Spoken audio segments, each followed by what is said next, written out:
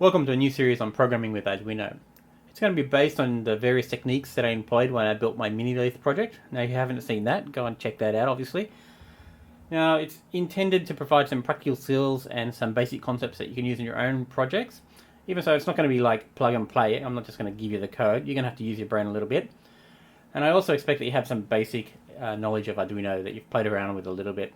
But at the same time, it's not going to be all that high level either. So I think most people will be able to follow along. Now the production is going to be pretty quick and dirty. I'm not going to do a whole lot of tricky editing or anything like that. That's going to be done that way in order to keep a decent pace with the episodes released. Now many of the episodes in the series are probably going to be fairly incremental, so expect to have to follow along and really, go back and watch prior episodes if you really want to know what's going on in a specific episode. Now if the reception is good for this series, then I'll probably keep doing it for a little while. So don't forget to subscribe or like, and that'll obviously give me an indication as to if people are actually watching or not. And if you have any questions, or if there's anything that you specifically would like to know about or have me focus on in these lessons, then, obviously let me know in the comments and I'll do my best to respond or actually, follow up with videos in regards to those as best I can. So that's enough for the intro. Let's get straight into it. We're going to, in this episode, build a menu structure, just like you've seen with the mini lathe project that I'd put in place. In this case, however, we're going to be using the serial monitor as the display, as weird as that sounds. And here you can see a quick photo of the setup I have, which is just an Arduino Uno connected via USB to the computer.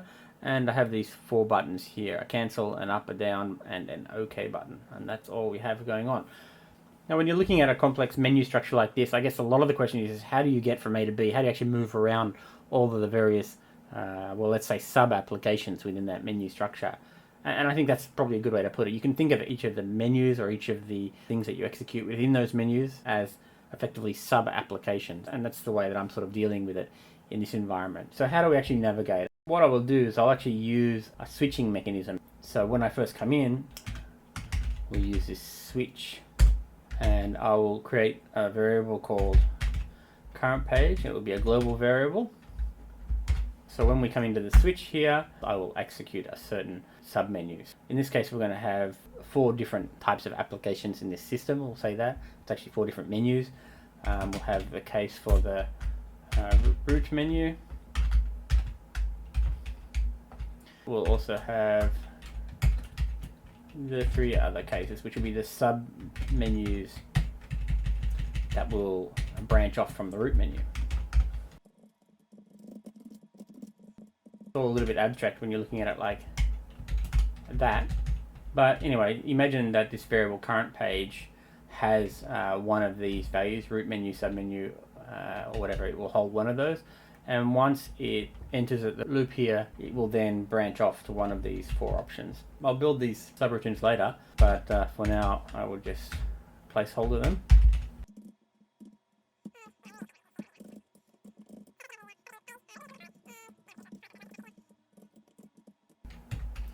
So I'm usually writing historically in Visual Basic or other languages, and this switch is equivalent to, or select, yeah. So it'd be select and then the variable, and then you would have these cases, and then there would be a lot less of all this garbage that we're having to add here. Unnecessary garbage, thank you very much, C. Anyway, that's the way it is in C. So at the end of the day, we come in current page, hit the option we want, and we shoot off to the subroutine. Is what I'm going to call it, and when the subroutine returns, it will come back in and continue on, go to the top of the loop, and then go back in here, look at what the current page is, and then go to the next one. So that's the way we're going to navigate around the various menu options. So we're going to have to start off by setting up what this current page variable is. And obviously this is not usable in its current form. So what I'll use is an enum, and again this is going to be a C-type enum, and I'm not very good at this, but let's just see how we go. Enum, and we'll call it page type.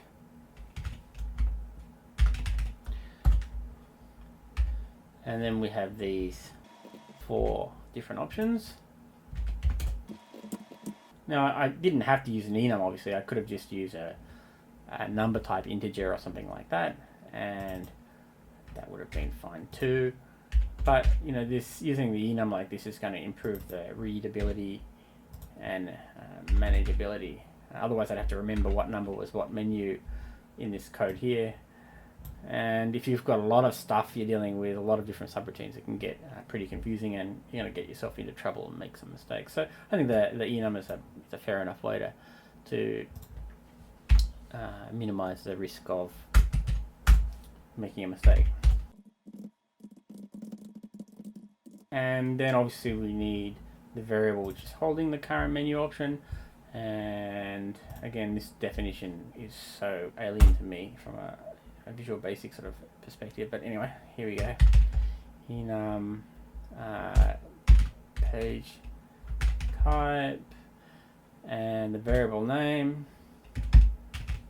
current page, and we can default that, and we'll initialize it as starting up with the root menu. Alright, the I/O ports. These will hold a link to the various buttons, what ports they are on, and I know that's on A0.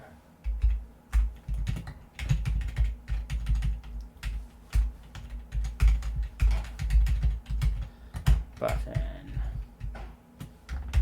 up, down, cancel. Yeah. Alright, so we've got our button addresses, and now we need to, in the setup, do a couple of things. We're going to have to initialize the serial port.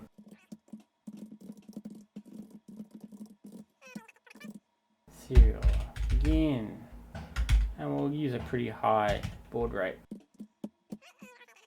Set up the IOs as well. And we'll set it up with input pull-up. It will set up to have an internal pull-up resistor assigned to each of the buttons, and that means you don't have to do anything other than connect the switch to earth to activate the switch.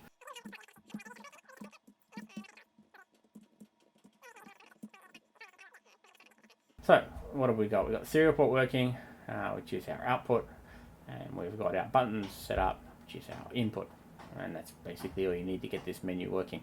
We have these 4 applications or 4 subroutines we need to set up. I actually have off screen here a little cheat sheet, and I'm going to save some time as opposed to, this is the way that I normally will sort of break the code up, make it a bit easier to read, and put in these little block separators. And that means if I'm scrolling up or down through, it's just easier to see where I'm at and identify which block of code I'm at. We have the setup, we have the main loop, and now what we're going to need is a root menu. I have to excuse my cheating, but I don't want to bore you with typing this stuff. And we're going to have 3 submenus.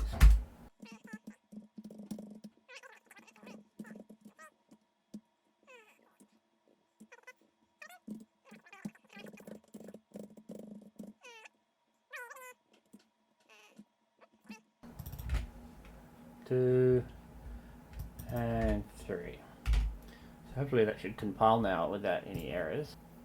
Oh yeah, that seems fine. Alright, now let's try and get the root menu to work first. So we're going to have some sort of inner loop in here. So just a simple while, and again, unnecessary thing to type, but we need to write the condition as true. And it will just loop along there happily indefinitely, and obviously there's no way out in this current code, so we'll have to give it a way out at some point. And I'm also going to have to pace this loop. So what I need is some way to track when something started and when finished, so we can pace that loop. At the stop of the loop, I'll take note of when I come in, so I'll have a variable here. And this millis is just a millisecond counter that is built into Arduino. And since we're using this variable, I better set it up. And I know that millis comes back as a uint32, unsigned integer 32-bit.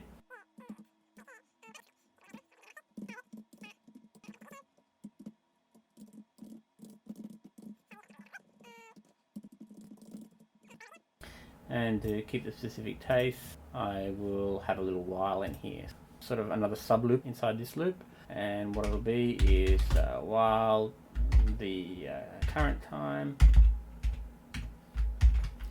take away the loop start milliseconds.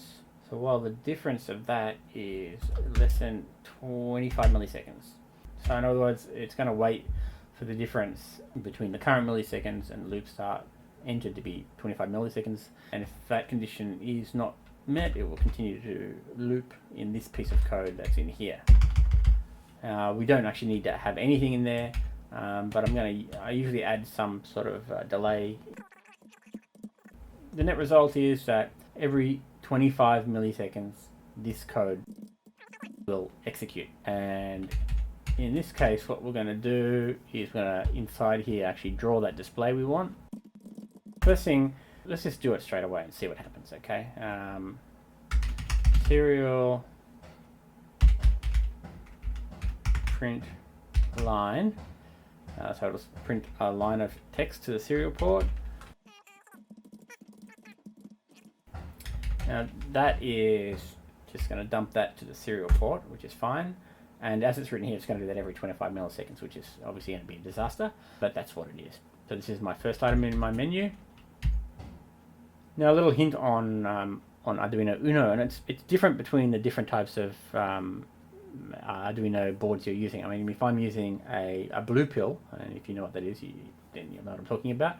If you don't, you can look it up. Anyway, an STM32 blue pill, I found this is not actually a problem, but I've definitely read and experienced myself that if you just put text in like this, you know, long text, and run and do a lot of this, it actually runs out of memory. Let me give an example here. We're just gonna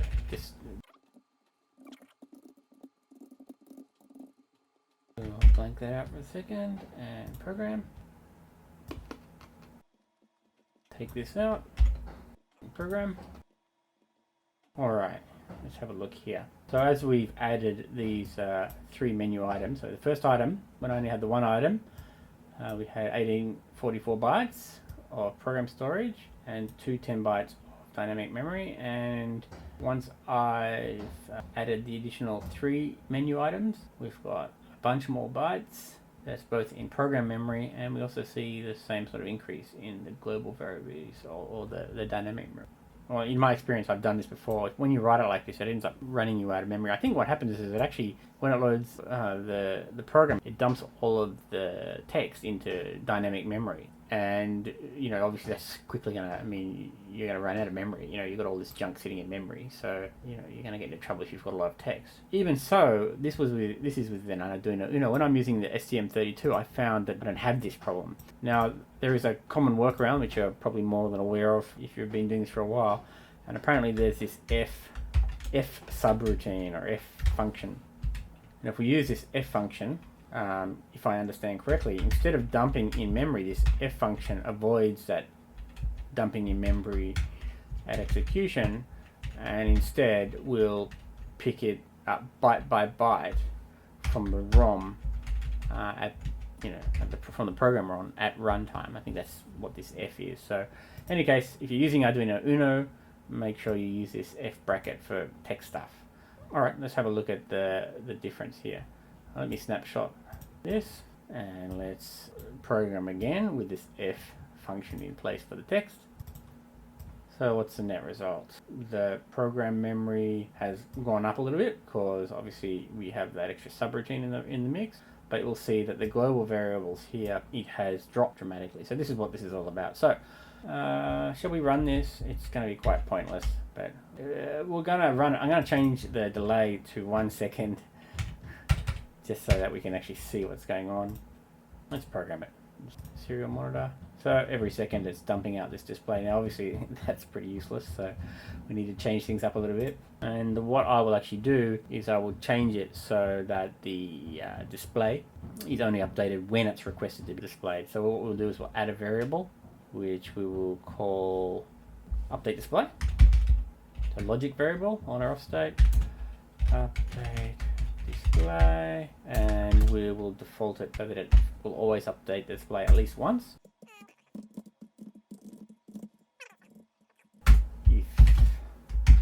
If the update display is set,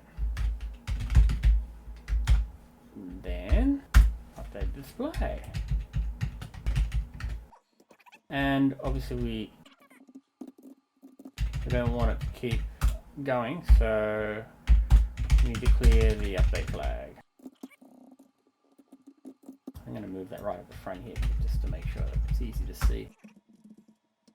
So we'll get into this loop for the first time, and as the update display is true, it's going to do the update display once and then keep looping, and that should stop that awful mess that we were having. There it is, once, and that's fine. So next up, we need to have some navigation. What I really want to have is some sort of arrow. Something like that, right? Following ones need to be spaced out. Yeah, that's not right. What's going on with that? You don't want print line. You just want print. The print line gives us a carriage return after it, so that's no good. Yeah, that's nice, right? So we want this little arrow here to move up and down and be indicated on the item we're selecting. And obviously I've just card coded here, so that's no good. So let's make a little pointer to where we are in 1, 2, 3, or 4 of the menu items. And it needs to be 8-bit, so you unsigned integer. So this will point to which of the menu items we have, and then conditionally on which one we have selected, we want to print this. So I'm going to skip to doing something a little bit tricky here. Not that tricky, but a little bit tricky. I mean, I could do an if case here. We could say that if subpos equals 1, then we could print that, else we could print this, right? That would work, right? But this is really unreadable as far as I'm concerned, so I don't want to put that in here. It's going to just mess up this whole display. So I'm going to build a little block down the bottom here for building that display. Let's make something called print selected.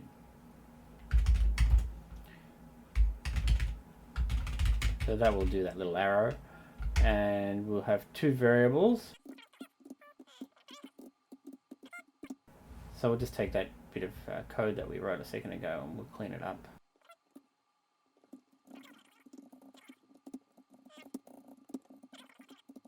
So this was hard-coded with the value 1. In this case, the subroutine will decide which values to compare. So if it's equal, it's going to do the arrow. If it's not, it's going to do the space. I'm going to change this just to have a little gap here as well. And so we're going to use this subroutine instead. Print selected.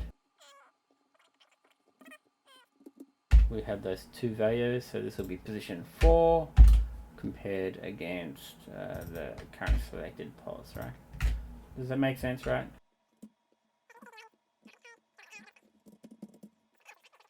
Let's just run it and make sure it works. Yeah, it's my dyslexia at work. So there you have it. So assuming that we can get that that pointer to move, and obviously each time the pointer moves, we tell the display to update, it's going to work, right? It's going to move that little pointer around and act as a display. So let's do that next. All right, back from a little nature break here. See if we can remember where I was up to. We're going to start using these buttons and see how that goes, right? So normally you would put probably the buttons in this area here just after we update the display, and the normal code that you would use to detect a button in Arduino is this digital read function. So we would do an if digital read button accept equals low, and then we would put the code in here to go to the selected menu, right? So that's pretty straightforward, right? And obviously for the up and down buttons, we would just increase and decrease this sub position value to move that little arrow up and down. Now, obviously, when we do this, we need to have some logic to go to the correct submenu, but we'll talk about that later. What I want to talk about right now is why this does not work in this menu structure. So if we actually just try to do this, it seems pretty logical, right? You button down and you go up to the next menu, right? But the minute it gets into the next menu, it's going to see the button down again, right? And so if it's a sub menu with another list of items that it would be able to go to another sub menu, it would immediately see the accept button is pressed again and it would go back up the next layer. And the same thing for a cancel button. If you press the cancel button, it would quickly go back down to the prior layers. There are a few other aspects why this is probably not the best way to do it as well, especially if you're doing things like long press. You want to detect a long press or a repeat button type press when you're increasing or decreasing values. There are a whole lot of issues with trying to use this type of key detection. It's a very simplistic key detection, but actually it just doesn't work. That's the thing I'm trying to get to. It doesn't work. You can't do it this way, so forget about it. So how do we solve this problem? Well, the way I solve it is I will actually do a two-phase detection of the button, and for normal actions I will then detect when the button is released. So I'll detect when the button goes down, and I'll detect when that button comes back up, and then take the action. Because obviously once the button's up, once you go to the next menu, well, the button's up, so it doesn't matter. It's not going to click on to the next thing or anything like that. I think you get the idea. Let's just do it, and I think as we go you'll get a better picture of what I'm talking about here. So the first thing we need is something to hold all of those button states as they are pressed. Now in this root menu we're only using 3 buttons. We don't need the cancel button because it's the root menu. We're not going to go down to a lower layer.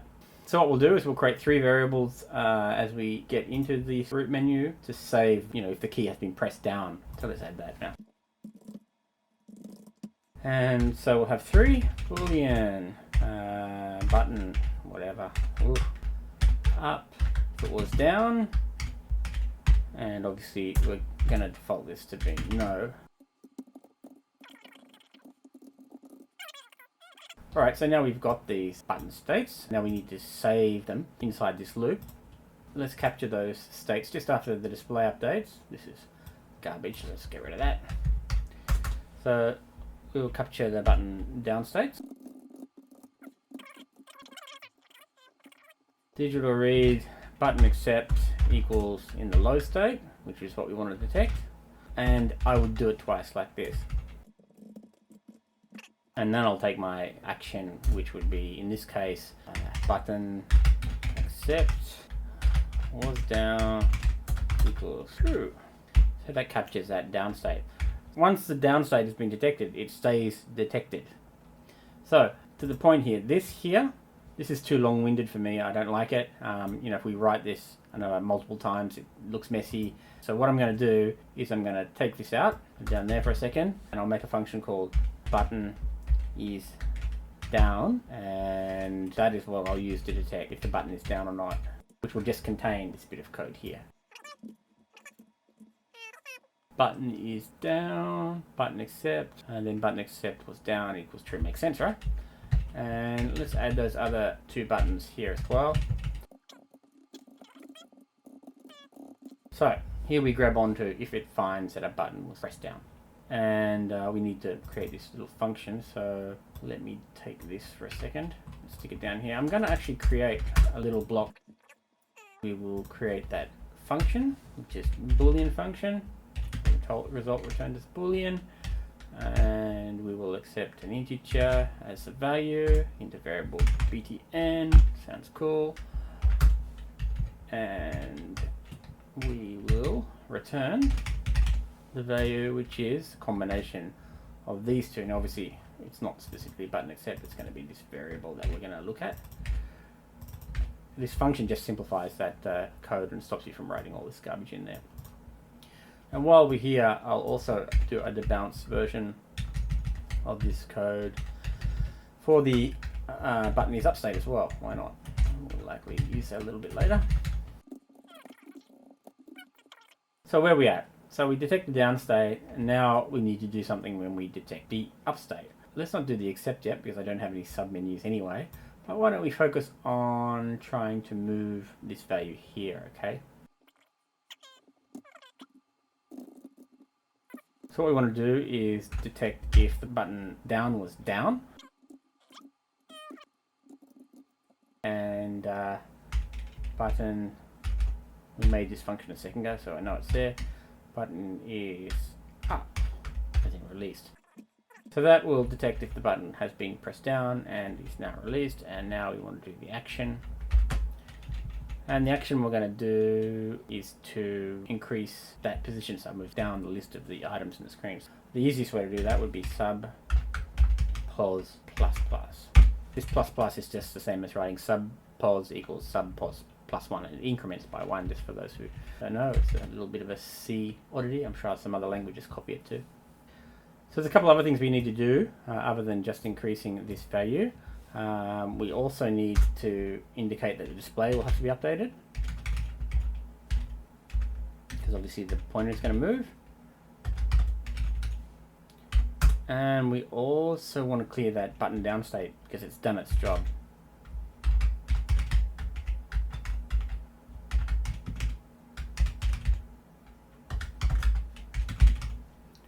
And that should pretty much do it, right? So we come in, we make sure the button's been pressed and released, we increase the pointer for the menu, and we tell it to refresh the display, and we clear that button down press state so it doesn't try to keep repeating it.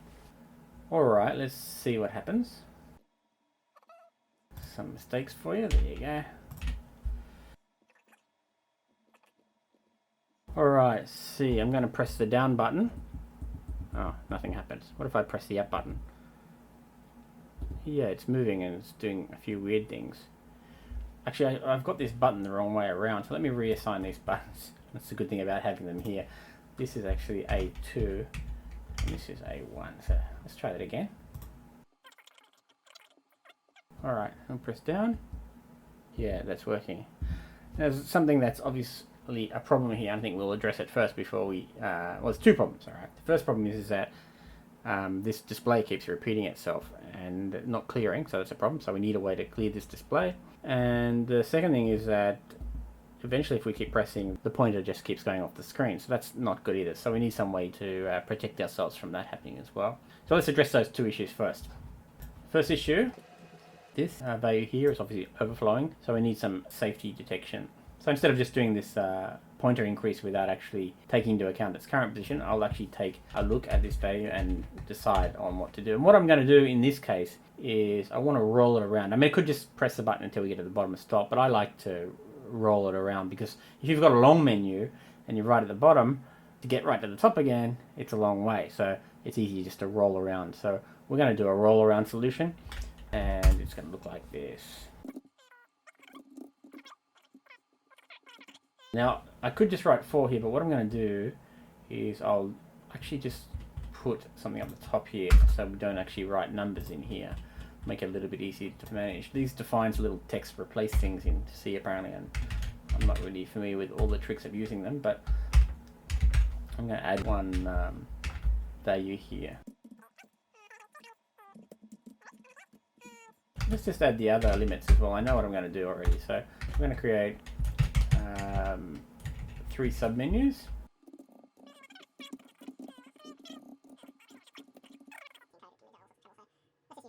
So if the subpos is already at the maximum value, what we want to do is return it back to being the first value, right? So that rolls it around, right?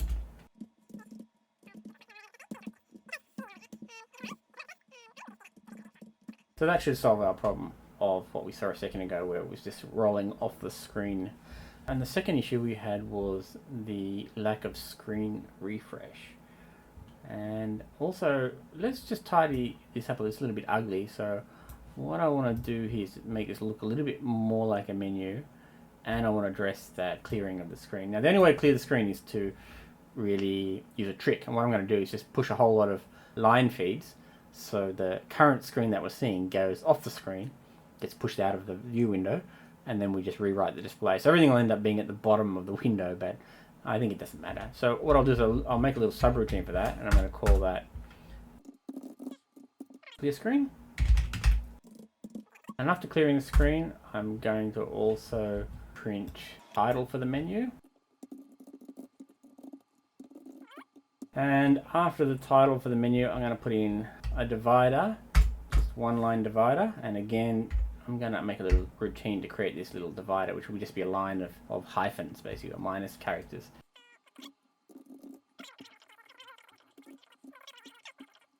So print that divider. That subroutine doesn't exist yet. These are subroutines.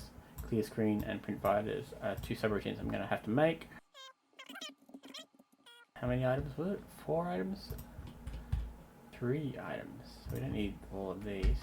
We have 3 items.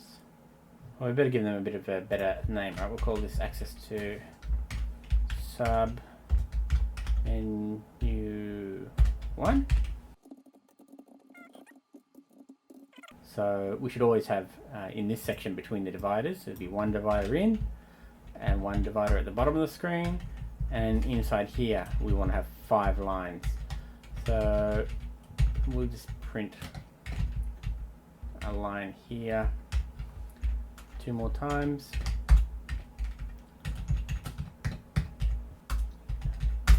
We need to create this clear screen print divider functions, and we'll put that back down the bottom where I do all that text stuff here, this tools display.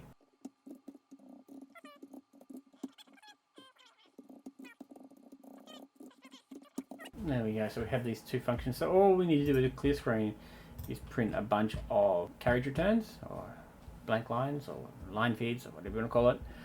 I don't know how many we need, but let's just do 100. So to do that, instead of writing 100 lines of serial.println, what I'll do is a small for next loop. The counter variable inside here as I equals 0. God, this is so awful. Oh, listen. Oh, this is so awful. I'm sorry, guys. I can't hide my disgust with C. There we go. You can read that garbage. Alright, so this will continue, start at 0, continue increasing I by 1 for as many times as I stays below 100. I believe that's what that is all about. Here we go. So what we're going to do each time is we're going to do a serial.print line. So that should get us to push everything that was on the screen off the screen whenever we call this clear screen routine. I'm just going to take this and steal this to print the divider. Now I'm not going to bother using that little F function because it's only 1 character. I will just put a minus here. We don't need 100 of them. We can just go with maybe about 40. So this will give us 40 minus signs running in a row.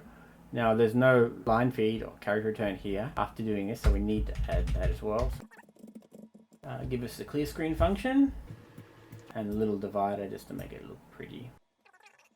Clear screen, print the title, print a divider, print 5 lines of something, print a divider, and that's it. Alright, that should be our main menu. Obviously we can only move down for the minute. I will add the up in a second.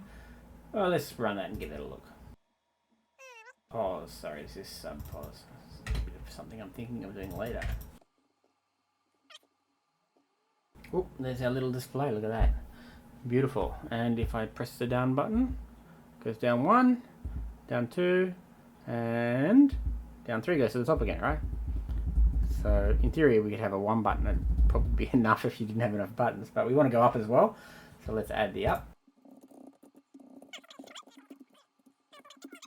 Now this is going to be a little bit different because we're going the other way, right? So in this case we're going to be subtracting or reducing the value, should be minus minus, and the subplots we want to detect when it gets to the value 1. So if it's at the 1, instead of going minus minus or going further up, which you can't do, what we want to do is set the position to be at that last record again, which we know is root menu count. Now I just wanted to point out that I'm using this root menu count and these position values as a 1 through n type counting scenario. Actually in the mini lathe I actually use a 0 through n minus 1 counting solution, so it makes it a little bit more tricky. But you know, there's a lot of things in the software world that work in a 0 to n minus 1, where n is the number of items in your list of stuff. So that's actually more common. Now I've purposely not done it here because it looks a little bit confusing to some people, and actually it is actually a little bit logical and more logical and cleaner. So in this case this is okay, but you know, to be honest with you, if I was writing this as I did in the mini lathe, I would usually use a 0 starting value And if that was the case, then I'd have to take into account all of these comparisons, and instead of setting this to 1, I'd set it to 0, and up here, this would be 0, 1, 2, even though it's menu 1, 2, and 3. So as I said, it's confusing. So all right, this is real number logic in this case, and as I said, I think it makes sense for this, so we'll leave it that way.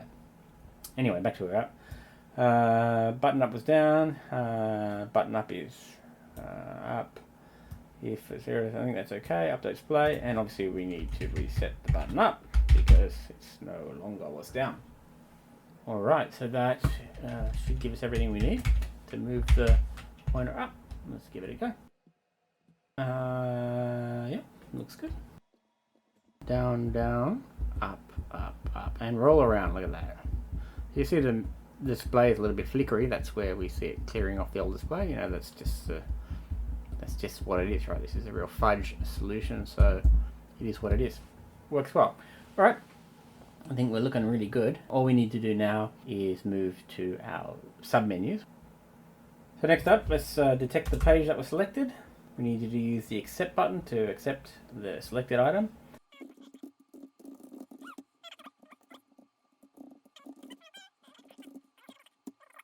Again, I'm going to use that selecting type case that we saw in the earlier sort of main loop. Value as 1, then we will simply modify the current page to be the sub menu 1, and we'll get out of this subroutine.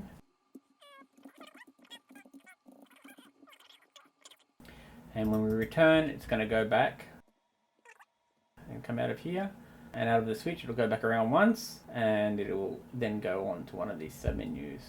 So let's write the code for the submenus, which is going to look nearly identical to what we've got here. So you might think it's a bit stupid and wasteful to do it this way, but I'm just going to copy and paste this entire code into each of these submenus effectively. And even though that looks quite silly here, and it might be quite silly in some cases, in the way that I'm using it in a lot of my menus, I have a lot of customization within each of the pages, and it makes them quite unique. So sort of isolating them into these separate blocks of code, even though it's more difficult to manage in some scenarios, it gives you a lot of customization and flexibility. Sure, you probably could come up with some way to sort of merge it into one block of code, but that code is going to be really hard to understand, to be quite honest. It's going to be messy and hard to understand and hard to maintain. So it's a bit of a balance, right?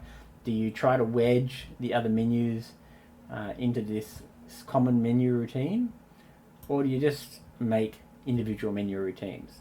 And the way I do it is I make individual menu routines, and I think it works fine. So we don't need an accept, but we do need a cancel. So let's add a cancel. Let's change this to being cancel, right? And that's for going back. The reason I don't need an accept is because I'm not actually doing anything in this submenu. This is just for demonstration of navigation. 4 items. So this is item number 1. 4 items in this menu. So 4 sub menu 1. Don't need accept, but we do need a cancel. And down up is all going to be pretty much the same. However, this count limitation is not the root menu. It's going to be sub menu 1. I'm going to go to the root menu. How about that? So we don't need any case scenario. We just need to change this to the main menu. Alright, let's try this out. Hopefully I haven't made a mess. Button accept. Yeah, probably not. Was down, button cancel. What am I doing here? Current page equals main menu. I get that wrong. Tedious. So we can navigate, submenu 1, enter, and we can navigate. Alright, that looks pretty cool. Obviously pressing OK does nothing, but if I press cancel, we go back to the main menu. And obviously none of these others work at the minute because there's no menu. Oh, I've frozen it because it's not there. It's gone off into La La Land. Alright, let's create those other two menus quickly.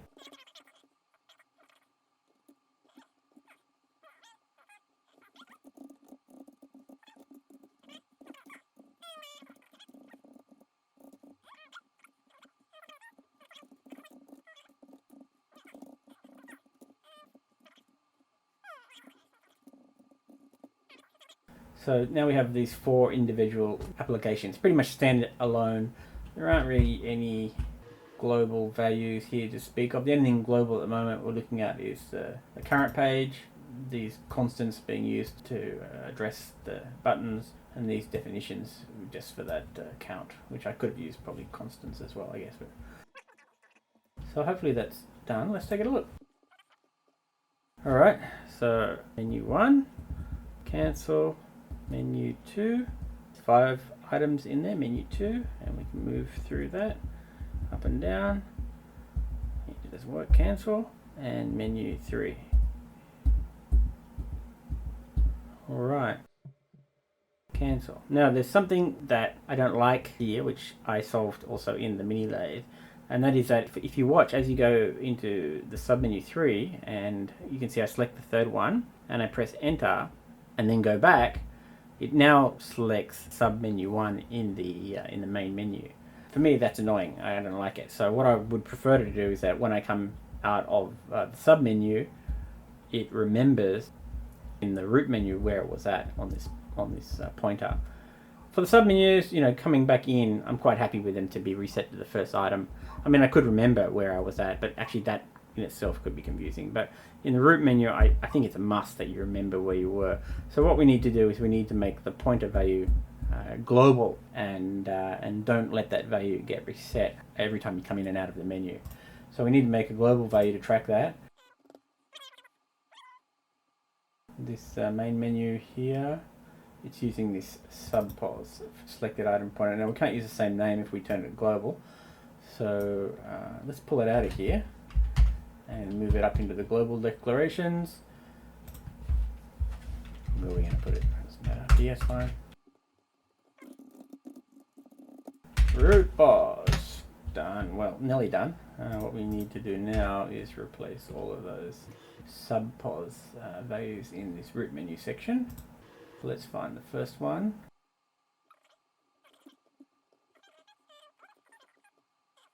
And now we're into submenu 1. We don't want to touch that. Alright, so now we should have a situation where it remembers for the root menu where the pointer was at even after coming in and out of submenus. Alright, so go down to menu 2. Okay, everything working here fine. And cancel to go back. And it remembers there menu 2 or menu 3. And cancel to go back.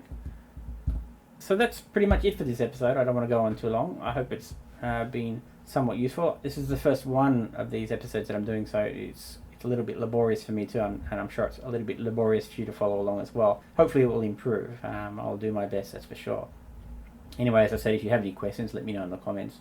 In the next episode, I'm not exactly sure what topic it will be. I probably will follow along and give you a little bit more information about this menu. I think I want to originally focus a little bit on these menus and display stuff first, and then we'll move on to a few other bits and pieces. Anyway, I'll see how it goes, and I'll catch you next time.